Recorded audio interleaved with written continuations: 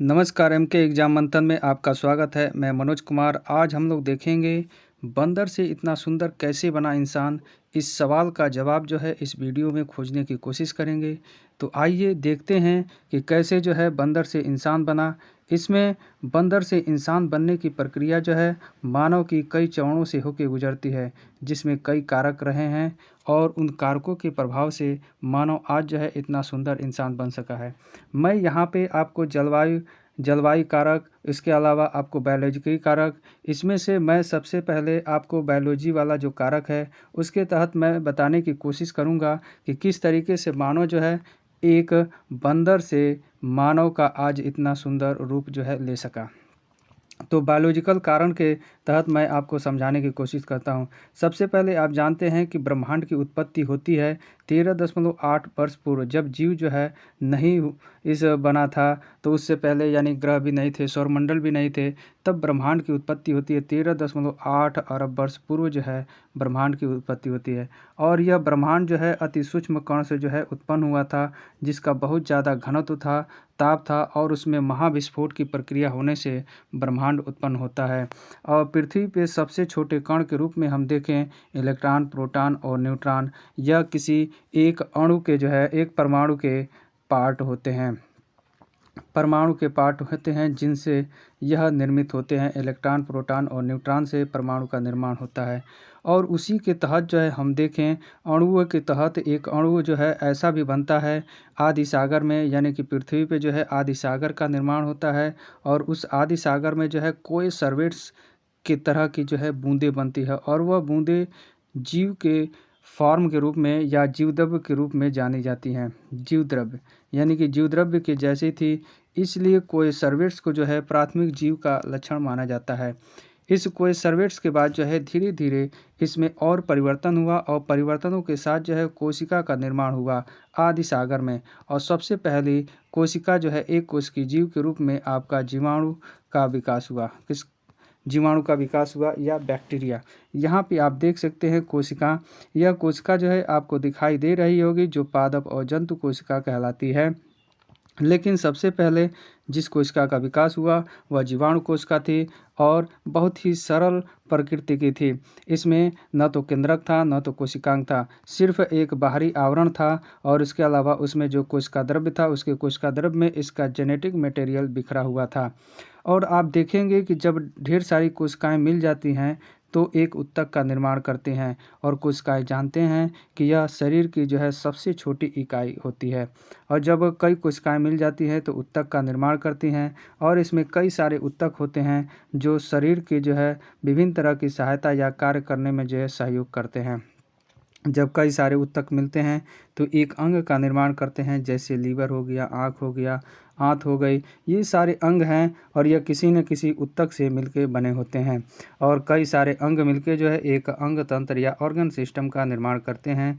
जैसे पाचन तंत्र में आप देखेंगे मुख है, दांत है, जीभ है, आंत है, ये सभी मिलके जो है आपका पाचन तंत्र का निर्माण करते हैं। उसी तरीके से आपके श्वसन तंत्र में नासिका, लंग्स या कूपिका, इसके अलावा और भी ये अंग मिलके जो है इसमें श्वसन तंत्र का निर्माण करते हैं।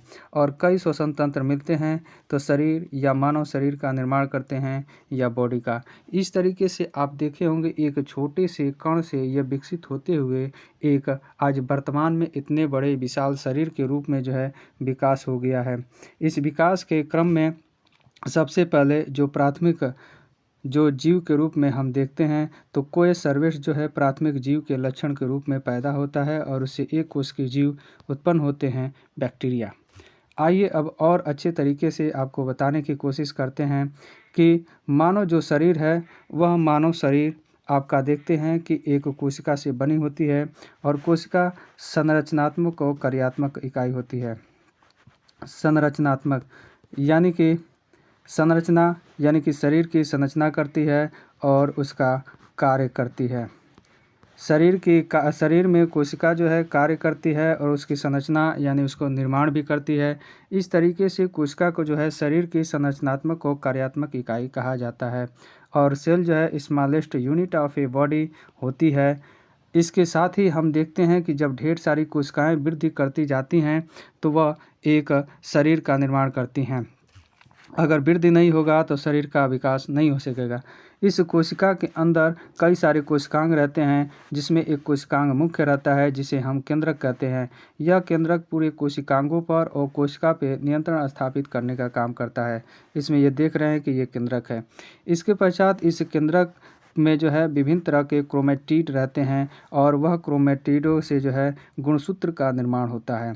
और गुणसूत्र मानव में आप जानते हैं 23 जोड़ी होते हैं या 46 होते हैं, जिन्हें हम क्रोमोसोम कहते हैं। इन क्रोमोसोम पे डीएनए होते हैं, deoxy ribo nucleic acid DNA होता है। और यह डीएनए क्या करता है, गुणों को ट्रांसफ़र करने का काम करता है। यानी कि जो मानव के गुण हैं, व्यवहार हैं, गुण गुण यानी कि जो शारीरिक गुण है, फिजिकल गुण है, उन गुणों को जो है ट्रांसफ़र करने का काम करता है एक पीढ़ी से दूसरी पीढ़ी पे। साथ ही इन डीएनए पे जीन्स लगे होते हैं, जो सबसे छोटी इकाई होती है या डीएनए की इकाई होती है। इनमें बहुत सारे सेट होते हैं जीनों के, जो किसी न किसी एक लक्षण के लिए जो है जिम्मेदार होते हैं। जैसे माता पिता की किसी की आँखें जो है भूरी हैं, तो उसमें से बच्चे की आँखें जो है भूरी होंगी। यह जो है इसी जीन के प्रभाव के कारण जो है इस तरह का लक्षण आपके बच्चों में या आगे की पीढ़ी में जो है माता पिता से ट्रांसफ़र होते हैं। यह जीन का सेट आप दिखाई दे रहा है, एक जीन का सेट है, जैसे इसमें लाल और यहाँ पे नीला, यानी ये एक एक जीन का सेट है और यह एक एक गुण को या फिजिकल गुण को जो है रिप्रेजेंट करता है मानव में। तो इस तरीके से यह समझ में आया होगा कि ये जीन जो है एक एक गुण को रिप्रेजेंट या दर्शाने का काम करते हैं मानव शरीर में, कि मानव के आँख कैसे होगी, मानव के हाथ कैसे होंगे, बाल कैसे होंगे, मुख कैसा होगा। ये सारे जो है दर्शित करने का काम आपके जीन करते हैं और जीन से ही यह निर्धारित होता है कि वह शिशु या बच्चा जो है किस तरह का होगा। आइए अब आगे देखते हैं और किस तरीके से जो है यह जीन होता है और मानव में इसमें कोशिका विभाजन होती है और कोशिका विभाजन के कारण इन जीनों में किस तरीके से परिवर्तन होता है और परिवर्तन के कारण आज इतना सुंदर मानव जो है बन सका है। मानव में जो है विभाजन दो तरह का होता है, एक समसूत्री विभाजन और दूसरा अर्धसूत्री विभाजन। समसूत्री विभाजन के अंतर्गत इसमें जो शरीर की कोशिकाएं होती हैं, जैसे हाथ पांव आदि की कोशिकाएं, इसमें एक कोशिका से दो कोशिका का निर्माण होता है और इसमें समसूत्री कहते हैं, क्योंकि इसमें जो गुणसूत्र 46 रहते हैं, तो इस कोशिका में भी 46 ही गुणसूत्र रहेंगे। क्या रहेंगे? 46 ही गुणसूत्र रहेंगे। इस कारण से इसे समसूत्री विभाजन कहते हैं। लेकिन अर्धसूत्री और इस समसूत्री विभाजन से विभिन्न प्रकार के शरीर के अंगों का निर्माण होता है, जबकि समसूत्री विभाजन में इसका नाम ही समसूत्री। सम यानी कि अर्धसूत्री विभाजन में यानी गुणसूत्रों की संख्या जो है आधी रह जाती है, यानी कि 46 गुणसूत्र थे, तो अगले जो इसमें गैमेट बनेंगे, आपके गुण जैसे आपके ओवम बनेंगे और स्पर्म बनेंगे, इसमें गुणसूत्रों की संख्या आधी रह जाएगी, यानी कि 23। यानी कि अर्धसूत्री विभाजन में जो कोशिका होती है उनका विभाजन होता है, तो गुणसूत्रों की संख्या आधी रह जाती है। और इन गुणसूत्रों की संख्या आधी रहती है, तो इसका क्या प्रभाव पड़ता है मानव के विकास में। तो आइए इस बात को आपको समझाने की कोशिश करते हैं।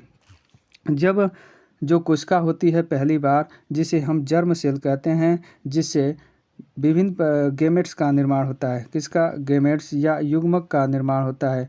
इन गैमेट्स में आप देखेंगे ओवम यानी कि स्त्री से ओवम और पुरुष जो है स्पर्म या शुक्राणु का निर्माण होता है। ओवम यानी अंडाणु और इससे जो है स्पर्म का निर्माण होता है। तो इस तरीके से ये गैमेट होते हैं और गैमेट में जो गुणसूत्र तो होते हैं वह 23 होते हैं, यानी कि आधे होते हैं। और जब ये दोनों मिलते हैं तो इसके कारण से आपका 46 गुणसूत्र हो जाते हैं और 46 गुणसूत्र वाले जो बनती है संरचना, उसे हम युग्मक या जाइगोट कहते हैं। यह जाइगोट बनने के पश्चात मानव का विकास जो है आगे होता है और शिशु के रूप में जो है जन्म लेता है। आइए इस बात को जो है हम समझाते हैं कि जब शिशु बनता है तो वह किसी न किसी रूप में जेनेटिक रूप में वह मानव से अपने माता पिता से जो है कुछ भिन्न होता है। क्या होता है? अपने माता पिता से कुछ भिन्न होता है। वह किस कारण से भिन्नता आती है और अपने पूर्वजों से वह किस तरीके से, अगर कई पीढ़ियों पीछे हम देखें तो हम पाते हैं कि 3 या 4 पीढ़ियों पीछे देखें तो मानव जो था यानी उनके परिवार के जो लोग थे उतने सुंदर नहीं थे, लेकिन आज जो है मानव जो है अब उनके शारीरिक आकार प्रकार जो है काफ़ी सुंदर हो गया है। ये किस कारण से हुआ है, इस बात को यहाँ पे ध्यान से समझिएगा कि कैसे ये संभव हो सका है। आइए आपको बताते हैं। आपको बताएं कि अर्धसूत्री विभाजन में आप देख रहे हैं कि गुणसूत्रों की संख्या आधी आधी इसमें हो जाती है, और यहाँ पे जो है आप जो पहली जो कोशिका होती है जिसे जर्म सेल कहते हैं या रिप्रोडक्टिव सेल कहते हैं, इसमें जो है 2n यानी 2n का मतलब डिप्लॉयड होता है या द्विगुणित कोशिका होती है। इसमें 46 गुणसूत्र होते हैं, और जब इसमें विभाजन की प्रक्रिया शुरू होती है तो इसमें जो है आप देखते हैं कि गुणसूत्र का निर्माण हो रहा है, और इस गुणसूत्र में जो है कियाजमेटा यानी विभाजन होता है। तो इसमें बता देते हैं कि एक कोशिका से 4 कोशिका का निर्माण होता है, जिसके कारण से इसमें गुणसूत्रों की संख्या लास्ट में आधी रह जाती है, और यहाँ पे 46 गुणसूत्र रहते हैं। जबकि समसूत्री विभाजन में जो कोशिका होती है, एक कोशिका से केवल 2 कोशिका का निर्माण होता है, जबकि अर्धसूत्री विभाजन में एक कोशिका से 4 कोशिका का निर्माण हो रहा है। देख रहे हैं 1 2 3 4, और यहाँ पे 1 और 2 4 कोशिका का निर्माण होता है अर्धसूत्री विभाजन में। तो यहाँ पे स्पष्ट रूप से आप देख रहे होंगे 4 कोशिकाएं यहाँ पे आपको दिखाई दे रही होंगी। तो आइए इसको समझाते हैं और अच्छे तरीके से। यहाँ पे 23 गुणसूत्र जो है माता और पिता से यानी कि मेल और फीमेल से आते हैं, और जब आते हैं तो इनमें जाइगोट की प्रक्रिया बनती है, जाइगोट बनता है, और उसके कारण से दोनों के गुणसूत्र जो है आपस में मिलते हैं, जिसके कारण से यहाँ पे टेट्राड बन जाते हैं। यानी कि आप देख रहे हैं कि ये हैप्लॉइड है, तो यहाँ पे एक गुणसूत्र है, और जब ये दोनों मिल जाएंगे तो यहाँ पे 4 हो जाएंगे, यानी कि टेट्राड की प्रक्रिया बनाते हैं। जब टेट्राड बन जाते हैं तो यहाँ पे एक दूसरे पर जो है ये क्रॉसिंग ओवर की प्रक्रिया आप देख रहे हैं कि क्रॉसिंग ओवर हो रहे हैं, गुणसूत्र क्रॉसिंग ओवर हो रहा है। तो यहाँ पे और ये एक दूसरे के जीन जो है दूसरे पे ट्रांसफ़र होते हैं, क्योंकि हम बताए हैं कि जो गुणसूत्र होता है उस पे डीएनए होता है और डीएनए पे जीन होता है।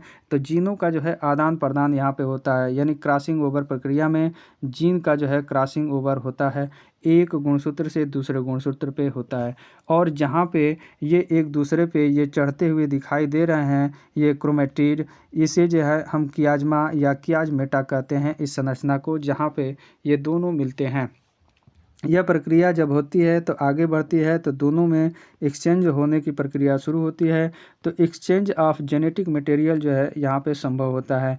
जब हो जाता है तो आप देख रहे हैं कि ये लाल गुणसूत्र कलर किया गया है समझने के लिए, ये लाल था तो इस पर नीला आ गया है, यहाँ पे ये नीला है तो लाल आ गया है, यानी कि इसका गुणसूत्र का जो कुछ पार्ट है यह इसमें चला गया और इसका इसमें आ गया। इस कारण से जो माता पिता से मूल रूप में गुणसूत्र आए थे जिसमें जीन थे, उन जीनों में जो है परिवर्तन हो गया।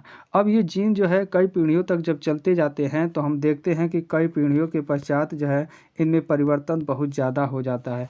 इस कारण से आज मानव जो है इतना सुंदर जो है दिखाई दे रहा है अपने पूर्वजों की अपेक्षा। यही वजह है। तो यहाँ पे जीन जो है परिवर्तन हो रहा है, और यहाँ पे एक्सचेंज ऑफ जेनेटिक मटेरियल होने के कारण यहाँ पे जीन परिवर्तन हो गया, और परिवर्तन होने के पश्चात आप देखते हैं यहाँ पे जो गेमेट बनते हैं उनमें भी कुछ परिवर्तन दिखाई दे रहा है। और यहाँ पे जो आपके क्रोमोसोम बनते हैं उन्हें हम हैप्लॉइड कहते हैं या अगुणित कहते हैं।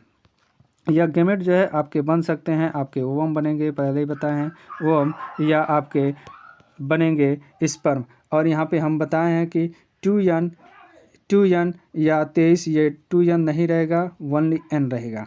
n यानी कि 23 ओनली गुणसूत्र रहते हैं, इसमें 23 रहते हैं गुणसूत्र। और जब फिर जो है यह जाइगोट की प्रक्रिया बनाएंगे तो फिर जो है 46 हो जाएंगे। तो इस तरीके से यहाँ पे जो है यह प्रक्रिया संपन्न होती है। आइए इसको और बारीकी तरीके से आपको बताते हैं।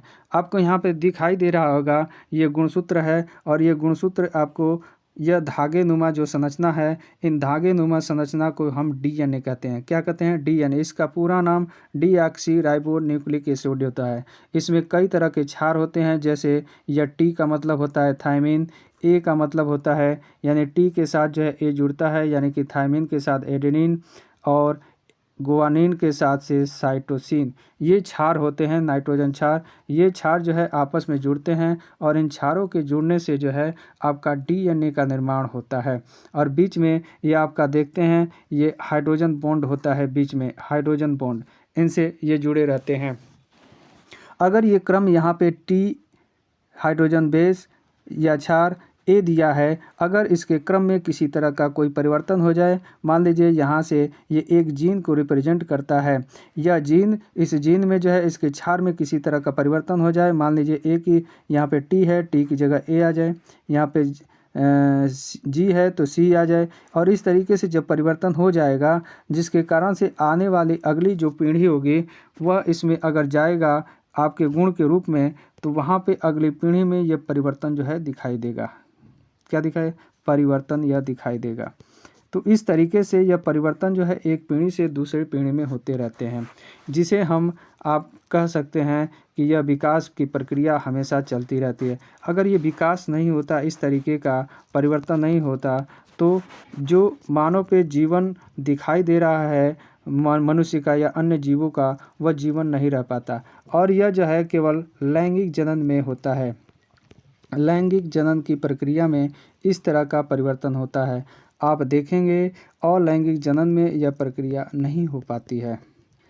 अलैंगिक जनन में यह प्रक्रिया नहीं हो पाती है, क्योंकि जैसे आपको बता दें कि जैसे आलू होता है, आलू को कई भागों में काट कर अगर हम बोते हैं तो सेम एज वैसा ही आलू जो है बनता है। इसमें किसी तरह का जो है लैंगिक जनन की प्रक्रिया नहीं होती है, क्योंकि इसमें जो है सिर्फ एक जो है गेमेट का निर्माण होता है, यानी कि सिर्फ आलू से आलू बन रहा है, इसलिए इसे क्लोन कहते हैं। इसमें जेनेटिक रूप में कोई भी परिवर्तन नहीं होता है। जबकि मानव का जो शिशु उत्पन्न होता है वह अपने माता पिता से जेनेटिक रूप में वह बहुत ही डिफरेंट होता है, क्योंकि क्रॉसिंग ओवर की प्रक्रिया में जीन जो है परिवर्तित हो गए हैं। इस कारण से वह जेनेटिक रूप में अपने माता पिता से डिफरेंट होता है, लेकिन शारीरिक रूप में कुछ सेम दिखाई देता है, लेकिन जेनेटिक रूप में हम देखें तो उसमें परिवर्तन दिखाई देता है। इस कारण से यह प्रक्रिया शुरू हुई और यह प्रक्रिया बहुत लंबे समय से शुरू हुई, और आज जो है हम देखते हैं कि बंदर से मानव जो है इतना सुंदर बन सका। तो आपको यह समझ में आया होगा कि किस तरीके से क्रॉसिंग ओवर की प्रक्रिया द्वारा, यानी कि अर्धसूत्री विभाजन के दौरान जीनों का विनिमय हो रहा है, और उन विनिमय के कारण जो है यहाँ पे जीनों का विनिमय हो रहा है। उन जीनों के विनिमय के कारण ही आज इस तरह का मानव जो बना है इतना सुंदर अपने पूर्वजों की अपेक्षा, वही कारण है जीन विनिमय का, और इसी कारण से मानव जो है आज इतना सुंदर हो सका है। तो यह बात जो है आपको समझ में आई होगी। तो इसी के साथ मेरा वीडियो यहीं पे समाप्त होता है। मेरे वीडियो को लाइक कर दीजिए, शेयर कर दीजिए और मेरे चैनल को सब्सक्राइब कर दीजिए। नमस्कार।